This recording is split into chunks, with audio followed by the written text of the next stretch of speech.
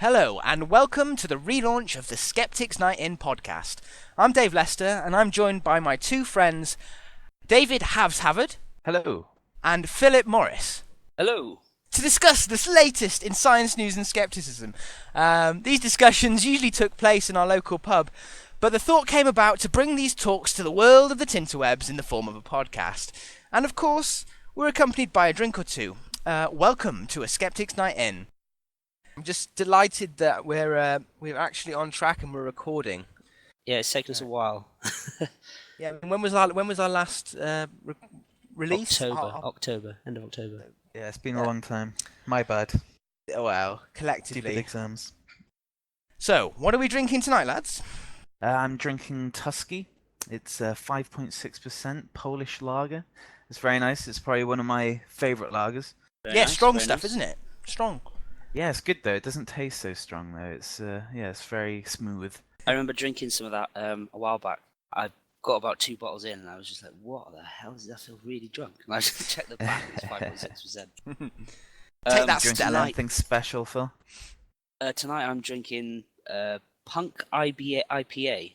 It's a Brewdog craft ale.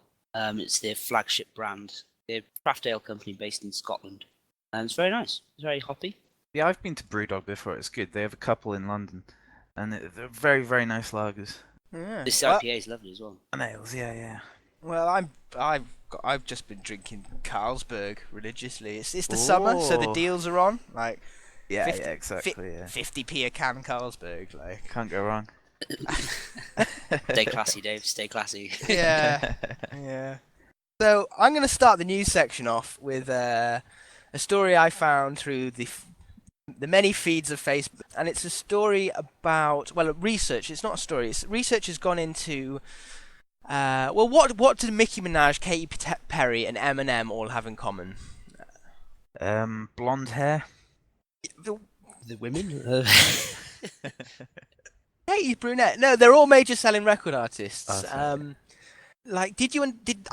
This research has discovered that the likes of those chart toppers is able to be understood by an American third grade student level of English literacy, which I thought was quite surprising. So that means like 8 to 9-year-olds are fully capable of understanding like "Lose Yourself" by Eminem. Like, I found that an interesting study, as it's actually over the years has become the chart toppers. American school grade of reading has actually decreased in recent years. Like, chart toppers were working at a 5th graders level, so like 10, 11-year-olds back in 2005. Whereas Beyonce's, this is an interesting one, Beyonce's hit single can be actually read by 6 and 7-year-olds and understood. I think that was Halo. Are Yeah. there any differences between genres? There are indeed. They split their categories into 4 different. There was American rock, country, pop, and R&B. The Billboard charts from America. So they had separate categories. Danny California by the Red Hot Chili Peppers was actually scoring the highest at a grade level reading of 5.5, whereas 3 Days Grace, which would fall in the rock category, The Good Life, was scoring a level of 0.8 grader. So like 6-year-olds can jam along to 3 Days Grace. So how did Fully they understand. sort of work this out? Like, what do? They plug the lyrics into what, literacy algorithm or something like that, I presume? They used online programs. I can't remember the name of them now, but yeah, it used some sort of algorithm to figure out what level the language was being read at.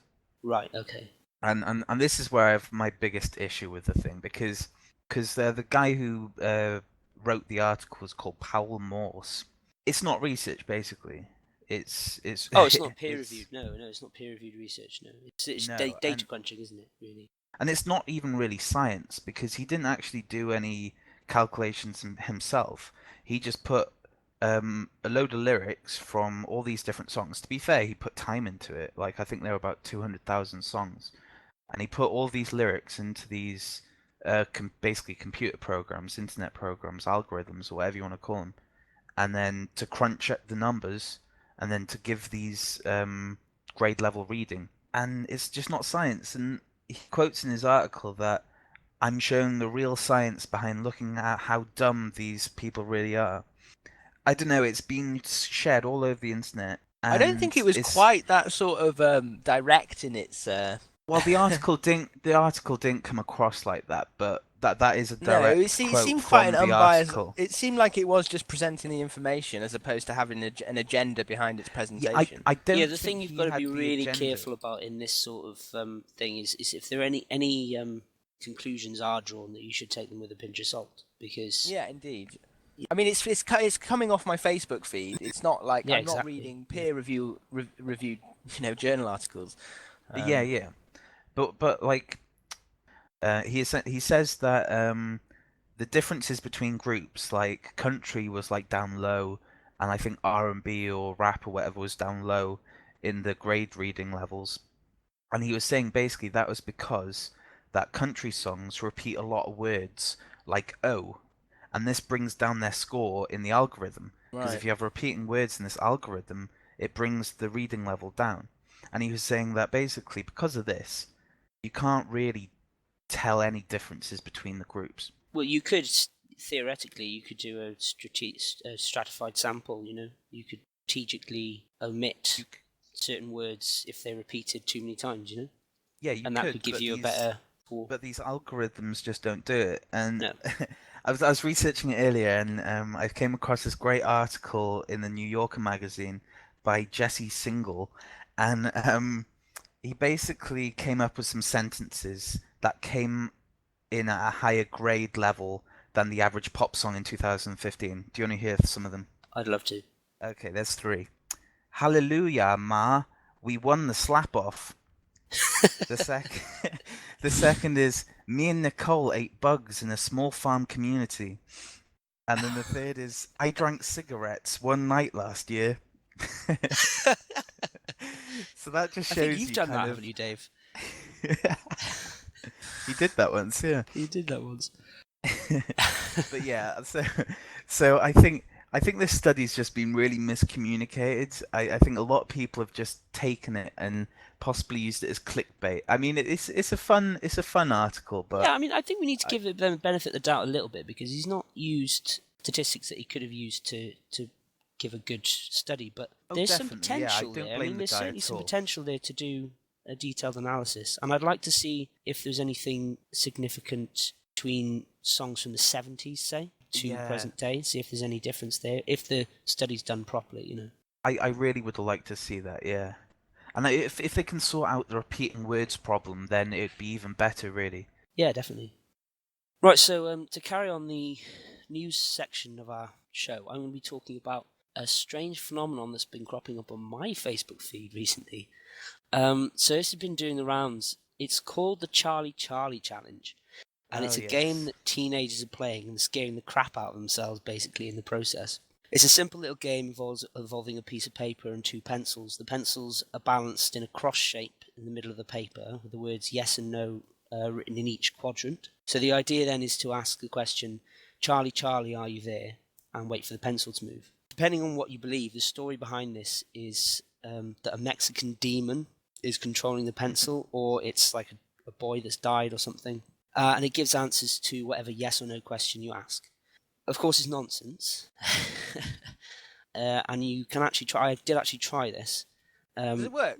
Well, it's I mean, like, it's does, sort of does like you you get put the pencils on top of each other. The idea is basically that it's if you have like two brand new pencils and they've got shiny edges and everything like that, you balance the two on top of each other, and there's an interplay between the friction and gravity there. So if it moves slightly, it's going to move a lot because there's not an awful lot of friction between the two pencils. So when people shout "Charlie, Charlie, are you there?"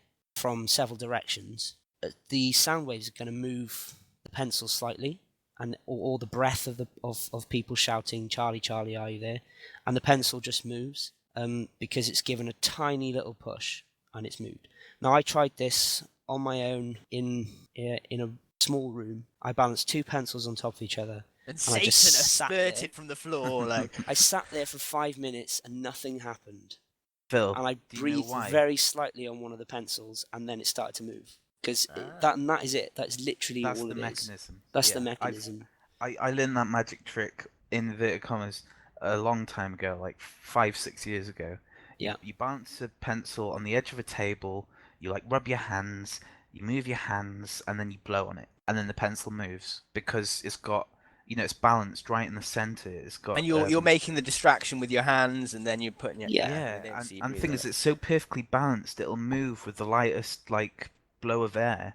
So it really fascinates people, and people don't really get how it works. So I could totally see how this has become a thing. I think Someone, particularly amongst like teenagers as well. They yeah, People do tend to latch onto this. We all played those sorts of silly little games in school, when we were Ouija younger. boards and all that. Yeah, Ouija boards is. I think the reason it's freaked people out a bit more than Ouija boards is because there's no actual. You don't have to touch it with a Ouija board. Obviously, you're following a glass around a table. Yeah. And so you could actually just be moving the glass. So there's no depends there whether. The psychomotor effect. It's a pretty Yeah, good exactly. one, really, isn't it? Like, if you like getting freaked out and shit, like, pretty good. Yeah, and there's some really hilarious videos online as well of people getting absolutely terrified by this thing.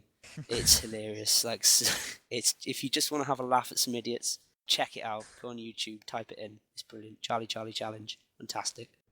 So my new segment this week is going to be about Europa. So earlier in this year, in February, NASA announced that they were going to launch a probe to Europa called the Europa Clipper. And I thought it was a great excuse just to talk loads about Europa. Europa is a moon of Jupiter. It is the smallest of the 4 Galilean moons and is primarily composed of silicate rock and has a water ice crust and probably an iron nickel core. And a super cool fact is that Europa has the smoothest surface of any known solid object in the solar system. Wow. Huh. And this has led to the hypothesis that there's a liquid ocean underneath this crust, and that's why it's so smooth. Yeah. And the hypothesis is that the heat to create this under ice ocean is from tidal flexing, which is caused by Europa's elliptical orbit around Jupiter, which causes these huge tidal forces.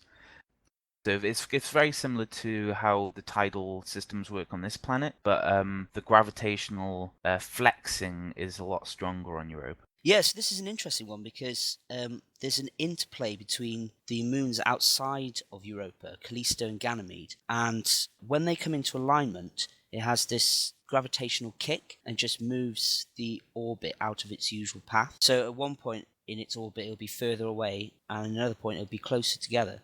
And so this has the effect of stretching and compressing Europa, causing a friction which heats up the ice and causes liquid water, which is where they think this ocean's come from. So yeah, it's a fascinating thing. And actually, Io, the moon inside of Europa, has the interplay between the 3 moons and Jupiter. So it's actually become the most volcanic body in the solar system because of this tidal flexing.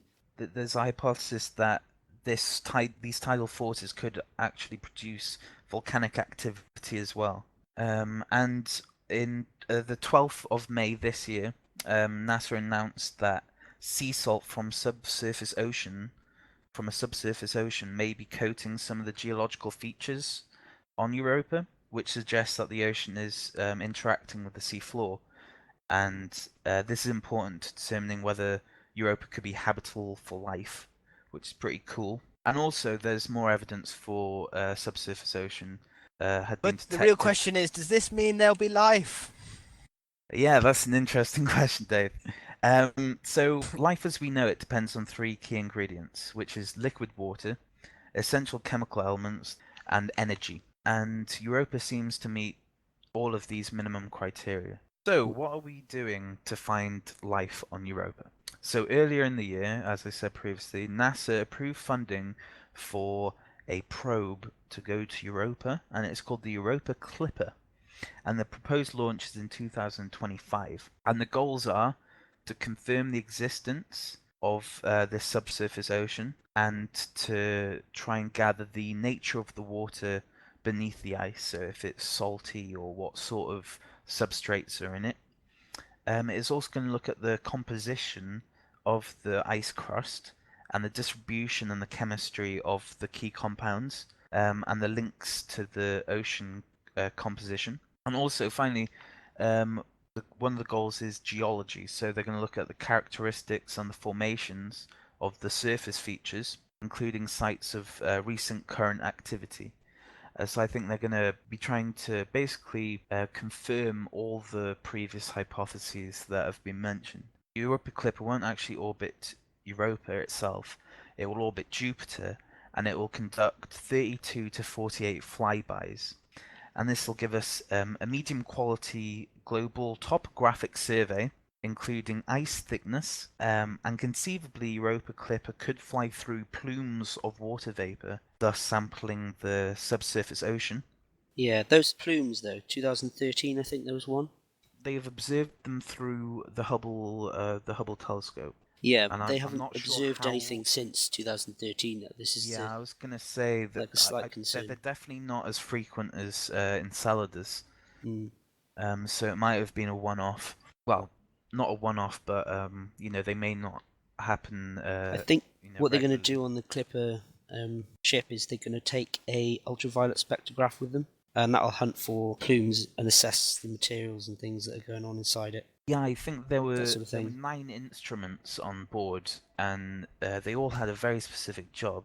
Yeah. I can't quite remember them right now. There's a couple of interesting ones where they're looking at the red lines on Europa. They're taking an infrared spectrometer with them. I think the idea with the plumes is because they've got, I think, a similar technology to what they use with the Rosetta.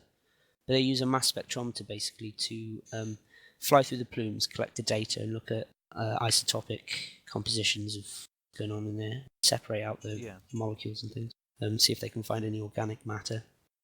So to finish off, have you boys seen the Europa Report, which is a 2013 film? Oh, it's on my Netflix list.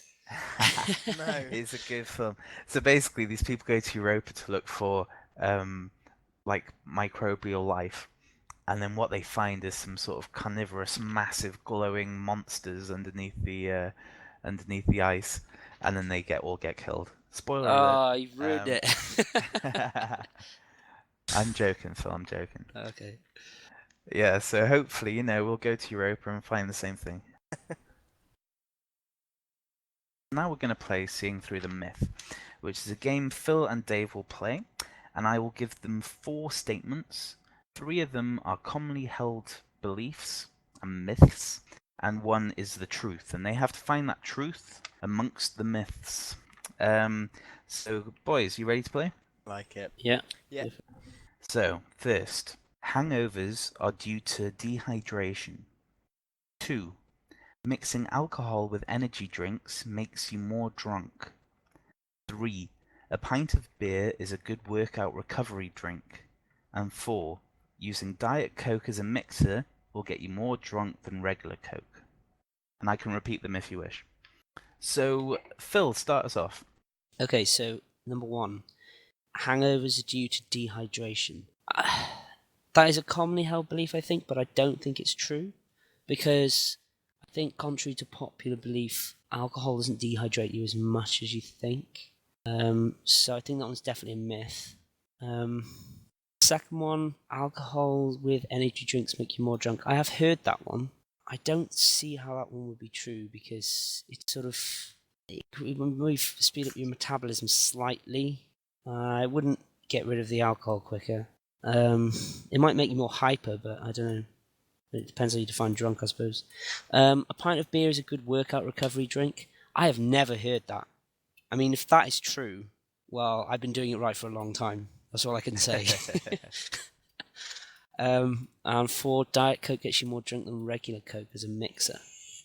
I think there's more sugar in regular Coke, so you'd think that would make you more hyper, but that doesn't necessarily work. This is quite difficult, it has to be said. I just really want number 3 to be true, so I'm going to go with number 3 as right, not the number myth. 3 it is. And Dave? Right, well, for the first, hangovers due to dehydration. I know you get headaches. Like, that part of the hangover, the headache, is due to dehydration, but I'm not sure how much the overall, stomach and... Well, yeah, seems to be a lot more than just a headache to a hangover. Alcohol and energy drinks. Yeah, how do you define more drunk? Like, surely all that sugar and caffeine is going to lead to more hyperactive behaviour, I'll, and the I'll alcohol as specify. well. So it's mixing alcohol and energy drinks will make you more drunk than if you were just drinking alcohol alone. I don't know. There's no quantifiable measure there for drunkenness. Maybe I'd feel more drunk if I was just really excited about drinking. I don't know. More excitable. A pint of beer is a good workout recovery. No way. No way. That's Gotta wishful be, Dave. thinking. It's gotta be, please. That's wishful thinking.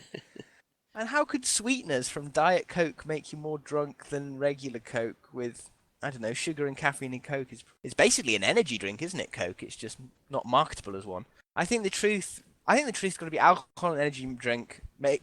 Put the perception of you. I think you feel more drunk because you. Yeah, I think that works. Okay, right. So, what was it? Phil, you chose number 3. A pint of beer is a good workout recovery drink. Which I don't And Dave believe, by the chose way. I just 2. want to. Mixing alcohol with energy drinks makes you more drunk. Okay, so I'll start with number 1. Hangovers are due to dehydration, and this is. I need to give some backstory to it. Basically, I was watching a Horizon documentary the other night on binge drinking, and they said in it that alcohol doesn't make you more dehydrated. It doesn't make you pee out more than if you were just drinking the same amount of fluids. And this really interested me, so I tried to research it today, but there is just nothing out there. Although I did find 2 studies that say that apart from inducing changes in water balance like salt levels and hormones and stuff, it doesn't actually give you enough fluid depletion to be dehydrated in the morning. And that the differences between someone who's been drinking alcohol and someone who's been drinking the same amount of fluid, it's about the same dehydration levels. So that is a myth. Yeah. Okay, so we'll move on to 4, seeing as you didn't pick it. So using Diet Coke as a mixer will get you more drunk than regular Coke. And this is true. Really? Yeah. What? So basically, the idea behind this is that regular Coke, you said it, Phil, regular Coke has sugar in it. Alright, So okay. what that does is it tells the stomach it's receiving food. So it kind of holds on to the stuff in the stomach to kind of digest it rather than immediately absorb it into the bloodstream and process it through the intestines. So your blood alcohol levels go up a lot quicker when you're drinking Diet Coke drinks as mixers than high sugar drinks. Does that mean that I can't drink a pint of beer after I go to the gym now? Well, okay, we'll move on to that one next, so you can feel a little bit better. Okay, so a pint of beer is a good workout recovery drink. This is a myth, but it does come from research, because some research has suggested that beer rehydrates better than water. I see. But there 'cause was, yeah. yeah, Okay. it was significant, but it was only a slight effect, so it wasn't a huge effect. I guess it wouldn't be And as good as like Lucozade or Powerade or like exactly, those sorts so of things. Yeah. yeah, so the best after workout drink would be some sort of drink with some salts in there and some sugars in there, and then obviously you want a meal as well. So yeah, so it's a bit of a trick question that it was all in the question. It's also So, not yeah. a good idea anyway because there's a lot of calories in alcohol anyway. So if you're going to the gym to lose Yeah. weight, then it's not a good idea to drink Exactly, booze yeah. afterwards. And apparently it also alcohol it slows muscle growth and repair and impairs metabolism of carbohydrates. Yeah, that too. Yeah. Okay, so the second one was mixing alcohol with energy drinks makes you drunk. Dave, I kind of feel bad for you here because you kind of said it but went for it anyway. So basically, caffeine masks the sedative effects of alcohol that often cue people to stop drinking. They basically go on a lot longer than they would normally, which pushes them to drink more. They Technically, drink more. so technically, if you drink energy drinks and alcohol at the same time, you will drink more, you'll have a worse hangover the next day, but mixing them doesn't actually make you more drunk. Just means that you drink extra. Because the caffeine's keeping you awake. It's Yeah, it's essentially, combating the yeah. depressant side of the alcohol. That's exactly it, yeah. Huh. So So you're kind of right, but yeah. there was logic in my reasoning, but Yeah, definitely. I think I might have been a bit tricky with how I asked it. Very good. You got us. You got us both. yeah. And now we move on to the main topic of our podcast, which is the Mars One mission. a one-way trip for people to reach the planet's surface of Mars and live and thrive there. And Mars One is a non-profit organization based in the Netherlands, and it was led by Dutch entrepreneur Bas Lansdorp. Sorry, I pronounced that wrong. He's not listening. And essentially, their goal is to establish a human settlement on Mars, a permanent human settlement on Mars, and which is a very ambitious project, and especially in the timescales they're talking about. Yeah, it all seems a little too good to be true from what I've read about it. I think Yeah, that's because it that's is, how it Dave, reads to be to fair. me as well. Yeah. I mean, I really hope it works, but What are the proposed dates? Do you know? okay, so the initial plan was by 2016, the first communication satellite and a Mars lander will be created and launched, but that's been pushed to 2020. By 2018, they want an exploration vehicle launched to What, like select the the location rover? for the settlement. Yeah, so that's when they would launch the rover to look for the best landing site for the settlement. Couldn't they just be like, "Yo, NASA, hook us up with your rover, Curiosity"? Yeah, because NASA are going to want to Oh do yeah, that. I'm aren't sure NASA would have done that. Yeah. So then by 2020, it would send 2,500 kilograms of food, and then between 2021 and 2023, they'll send all of the living units, support units, supply units, and then they wanted the first colonists to arrive on Mars in 2023, but that's been pushed back to 2027 now. So that is 23. their plan. That seems very soon. And the other thing is that not very long into the project at all, they've had to postpone the first mission by 2 years. You know, it's going to Yeah. be postponing until it will never happen. Yeah, and they'll postpone it by 2 years is because roughly every 2 years that's when you can send something to Mars. Yeah, of course. Because Yeah. of the transits. Because of the transits? What do you mean? Well, because you want to send stuff to Mars when Earth and Mars are at the closest point in space together. So we need to Yeah. wait roughly. I think it's every 18 months to 2 18 years months. Right? Yeah. until they come close enough together that makes it a viable option to go to Mars. How are they going to actually feasibly do this? What's the plan of actually when they get to Mars? They're going to have to survive somehow, aren't they? Because they've got all sorts of problems with food, because that food package they send up is not going to last forever. And also, there's a cosmic ray problem because Mars doesn't atmosphere. have. Well, it has a very thin atmosphere, but it doesn't have a very strong magnetic field. How are they going to tackle that problem? Okay, so let's take it bit by bit. So first of all, water. They claim that water can be extracted from the soil, and that the rover they send up will select a location primarily based on the water content of the soil. How much And then- water could there possibly be in the soil on Mars?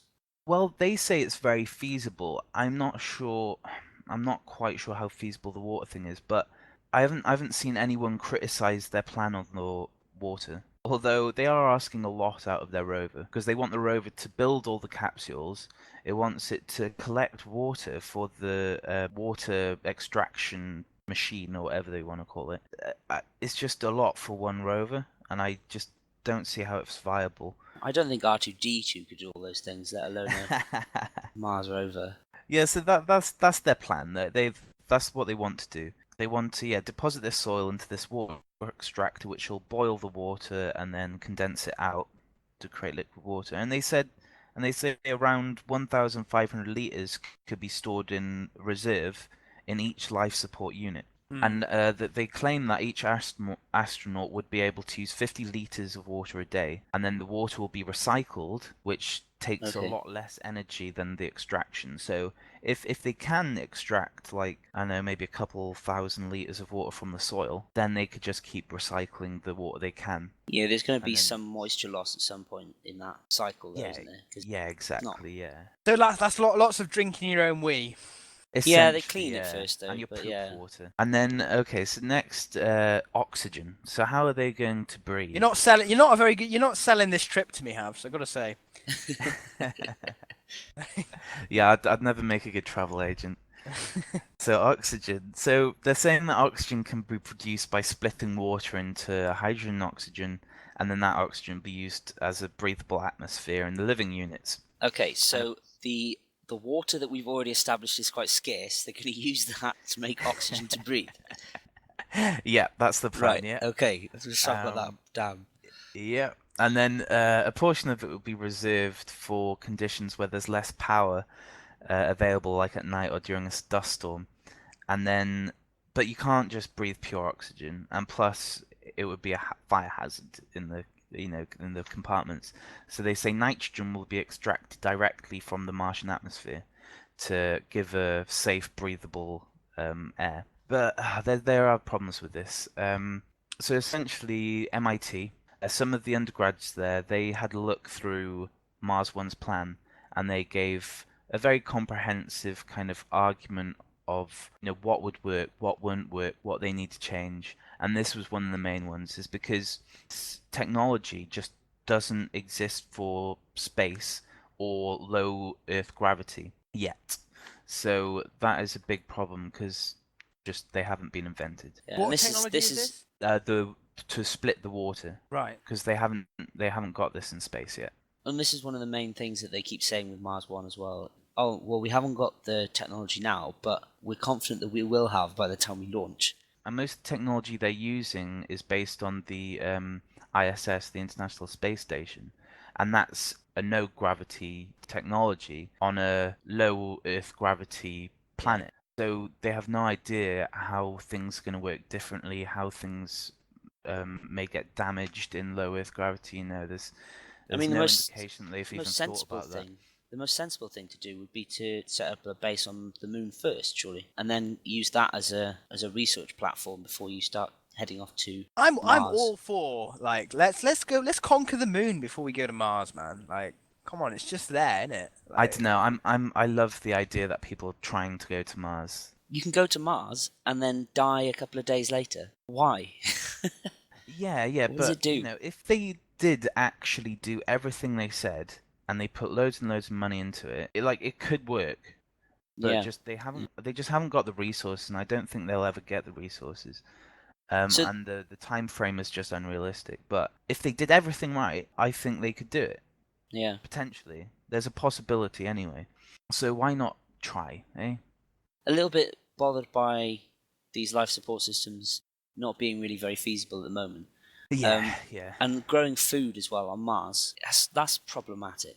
So they will have stored food waiting for them, but they're basically saying that this stored food should only be used as emergency rations. So they will try and eat as much food that they produce as possible, and then only use this food as emergency rations. Will they what's the be sort of using? life expectancy on the trip? Like, how long are they set to be alive out there? Well, they said you could live up to 60 or 70, but that was What? only yeah, but that was only that was only talking about radiation. Oh, I see. Yeah. Yeah. So they're basically saying that they're going to cover the living capsules in layers and layers of Earth to protect them from solar radiation coming from the weak atmosphere and the weak magnetic field of Mars. So that should protect them, but they'll need to go outside. So essentially, how much radiation will the astronauts be exposed to? So the different space agencies on Earth, they have a lifetime limit of radiation dosage, basically. So essentially, Mars One are saying they can do the whole mission, and the astronauts can live on Mars for 60 years before they reach this level of exposure. So what they're saying is that Mars One can protect their astronauts from radiation as much as space agencies on Earth can. So what are the odds of like surviving the whole ordeal? I mean, you've got to get in space, and then I mean, how long does it take to get to Mars? From 9. Is 9 months. that right, Havz? Well, it takes 210 days Right. to transit from Earth to Mars. So about And 9 months. yeah, around 9 months, yeah. And so some astronauts have are betting men also, and they've said that maybe that's less than 20% chance of it actually getting to Mars. Wow. Who signs up for that? People have by their droves. 200,000 people Yeah, apparently. exactly. But actually, one of the people who applied to be an astronaut said that the number wasn't as high as 200,000. Separate researchers have kind of estimated it to be about 47,000 rather than the 200,000. But I'm not quite sure why they would lie about that. Yeah, I don't know. I don't know either. Yeah. I think there's a guy who didn't get through the process, and he said an awful lot of stuff about Mars One, criticizing it. But you just wonder how much of it is just sour grapes. Well, one of them, I think one of them who got fairly far, he said that, the psychological interview they need to do, because, they're going to be in space for a very long time, they're going to be in close quarters with each other, so they need to be very psychologically sound, Yeah. and it takes a special sort of mind to be able to do that. And their psychological test was a 15-minute Skype interview, apparently. Right. Do you like reading books? Do you like staying in on Saturday nights? Yeah. You like enclosed spaces and hostile environments. I think it's an interesting one because they have done. I think NASA's done some tests with astronauts and isolating them in. I think did they do one in Antarctica at one point? I think they did. I think Where they there's just one sent currently. I think there's one currently being put ahead for people to Yeah. be enclosed in a space for 210 days to see if people could do this. It's already been done, transit hasn't to it? Mars. I'm sure they've. I'm sure they've done tests on already. Yeah. Yeah, I've seen an article where there's people have come out of an enclosure underground after 9 Oh, months. that's true. Yeah, that happened recently, I think. I don't think it was that recent, but I have heard that a lot of the time they've come out and they've been fine. yeah, a little bit like they like panda eyes and a bit tired, but they're all right, right? Yeah, and can you imagine after 210 days in an enclosed space when you're feeling absolutely knackered, fed up, annoyed, and then you've got to build a base on Mars? The thing is, I think I'd be happier to sacrifice 210 days in this horrible enclosed space and then get rewarded with stepping, foot on Mars. But like True. back in, in the world, in the Earth, you do 210 days of horrible enclosed space, claustrophobia, and you come out and it's like, all right, cheers, lads. See you later. I'd at least want a pint afterwards. Yeah. Yeah, you'd expect them to buy you a quick pint. Yeah. Well, there wouldn't be any booze in space. Would there No, be booze exactly. on That's the problem. Kind of Mars. God. So you can't even have a pint afterwards. You just got to build your habitats. I think the biggest issue with the whole project, though, is aside from all the feasibility, is the fact that they're trying to fund it. They've funded it initially off crowdsourcing, and they've been trying to fund it as well off other commercial enterprises. Trying to get a television deal for the selection process of the astronauts, and they're trying to fund it all off that. I think the initial idea was that they looked at the TV rights stuff for the London Olympics in 2012 globally, and they saw the revenue was around 4 billion. And that's where they've sort of got this projection from, where if they can sell the TV rights to a reality TV show for this selection process for their astronauts, they'll raise in most of the money for that. They think they can raise 10 times that. Yeah. Because to be fair, who on this planet would not watch the first person to walk on Mars, to set foot on Mars? Yeah, but everyone's going to watch it. In 2027, the selection process is going on now. Who's going to carry on watching it 10 years' time? I don't know. Yeah, so this is why they need the investments, really, isn't it? Because they're saying that basically they're not going to make much of that revenue from like broadcasting and sponsorship deals until like the year before landing or the year after. Most of the funding is going to come in that period, so they need investors before that. Most of the cost is going to come before that. Yeah, exactly. Yeah. I suppose it is essentially a zero gravity Big Brother for 9 months, though, isn't it? Essentially, they don't have to do stupid tasks. They have to do tasks to actually like save their lives. It'd be interesting enough they're in space, Surely. It doesn't make very much good. It doesn't make good telly just having people like float around. I'd certainly watch them on Mars. Yeah. Yeah. When you'd probably I'd watch them. it for, Yeah, like, damn the first right. year.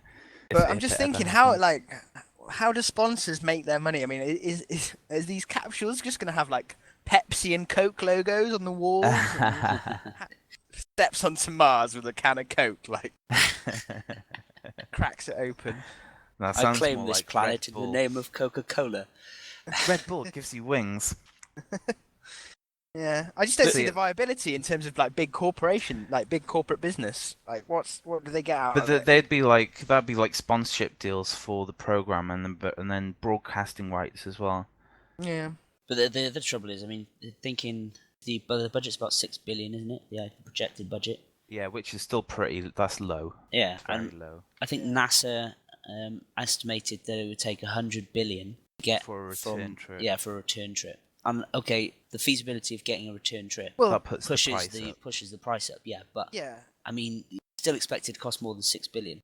The thing Yeah. is, like, yeah, it seems ridiculously low, and they haven't raised much at all yet. They've, at the moment, as of February the 28th this year, they've raised 760,000 US dollars. That's a little over 0.01% of their total budget.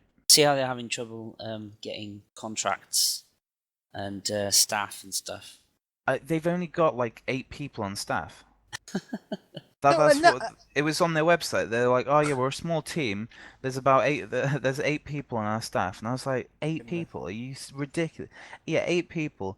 But they do have like apparently a board of advisors and ambassadors and stuff. But a team of 8 people wanting to send people to Mars with their first mission in 2020, I don't think so. what is NASA's problem? Like, why are they just not bothered? They're like, you know what, Mars can just They, we they've got. they've had so many funding cuts NASA have recently Oh yeah, I since suppose the the deficit, recession. right? Yeah, there's just they have just not enough money. But they are claiming that they want to get I think they want to get a humankind orbiting Mars by 2030. Yeah, I heard that as well. And then they want to have humanity walking on Mars by 2060, I believe. Right, right. Yeah, so they Mars, NASA want to do it. They just haven't got the dosh at the moment. There's an idea that NASA have had to basically print habitats on Mars and print stuff that they need to live on Mars. So they basically what they do is they use the material on Mars, the regolith and all that sort of stuff, and they mix it with plastics, and they can form material then to build structures using 3D printing techniques. And they've sort of thrown out a challenge to hobbyists, scientists, artists, people just are interested, anyone really, and they've offered prizes for good ideas, basically. Okay, so to get the idea out there and to get the ideas manufactured and engineered and prototyped. Yeah, absolutely. Yeah, I've got a few criticisms that most of them we've already raised. So yeah, first of all, yeah, they won't be able to raise money in the time frame that they've set out. Then you've got the unrealistic timeline, and also if one thing goes wrong with the Mars One project, then it's going to be set back another 2 years. Yeah. And they've got so many different launches, so many different things can go wrong that it could just be set back year after year after year after year. And what we'll end up with is just a load of junk on Mars that no one's ever going to be able to use. So Mars One basically is saying that The they've pipe got dream.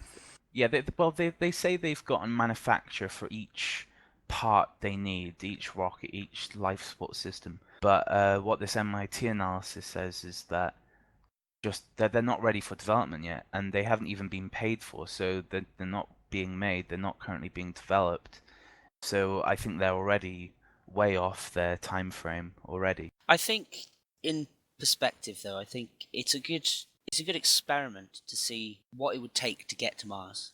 It's an interesting thing that they're doing because they're at least thinking about the feasibility, about how to do it. I mean, I think it informs future missions And the thing probably is, brings it forward. yeah, and the MIT analysis, it didn't just go, "Oh, you're rubbish, Mars One way." They said this is what's wrong, and this is how you could fix it. So they did give alternatives during their development stage. They're going to publish all the studies they produce so that they can get peer reviewed and they can get feedback to improve the plan. Years ago, I was come across an article in a National Geographic about terraforming Mars eventually, and actually being able to create an atmosphere within the Martian surface Yeah. that would allow you to roam the the plains and make things greener. Yeah, the Just tricky wearing a thing, mask. the tricky thing with that is it is theoretically possible, but it would be a short-term solution anyway, because most of the atmosphere on Mars it'd just be blown away by the solar wind again. So it'd just be temporary. It couldn't last for very long. Yeah, that's a good It wouldn't point. be Yeah. sustainable. So all in all, I think we're agreed that this is not going to happen. The thing is, there are too many unanswered questions on how you can sustain life on Mars. But it's an interesting idea, and I like the fact that they're doing it. If you're willing to give me 4-1, 4-1 on £100, well, might work. 20%. What was it? 20%. They said of chance of it happening. Yeah, but that was Yeah. just an astronaut, you know. That's Just that some, was just some his- guy, That was essentially. just some guy. Met him down the pub. Seems pretty sound. Yeah. I would say at the moment, I would say it's a 1% chance of succeeding. Great. 100-1. That's like 100 a to Grand 1. National outsider, isn't it? So guys, we're going to do a little game called What's the Cost? We trialed it last time with varying degrees of success. I've got a little theme this week. I've picked 3 space missions, and I want you to tell me which one cost the most and which one cost the least. Oh, Jesus Christ. So the first space mission I'm going to give you is the Cassini-Huygens mission, which was mission to Saturn with the landing on Titan. I've got the Rosetta mission, which was the mission to Comet 67P with the landing on that comet as well. And I've got the Apollo program, which of course involved the moon landing. Ooh. Dave, do you want to go first? Right. I'm just trying to put it in context of distance. So I know Saturn's pretty freaking far away. I have no idea how far away that comet is, 66P. And then the moon, which was like a number of years ago. So I'm going to say the cheapest one was the Apollo mission, then the one to the moon in terms of inflation, and also it's not very far. But then it was at the peak of like Rosetta to get to a comet. I'm going to say the comet was the middle one. And then getting to Saturn, which I know is a long way away. This is terrible logic, but it's the best I got with these space missions. That has got to be the most expensive one. Okay, Havz. Okay. We're talking about Apollo 11, right? I said the What Apollo did you say? program. Ooh, okay, that changes it. The Apollo program, that's like 7... Oh, how many did they have? Like 15, 16? Yeah, they had like 17, I think. Oh, didn't they? what? Oh, so not just one So- flight mission, the whole program. Oh, okay. Sorry, Never Dave. mind. Never mind. That's got to be tons. That's got to be at the top. Yeah, Apollo at the top. Then I'll put Rosetta and then Cassini at the bottom.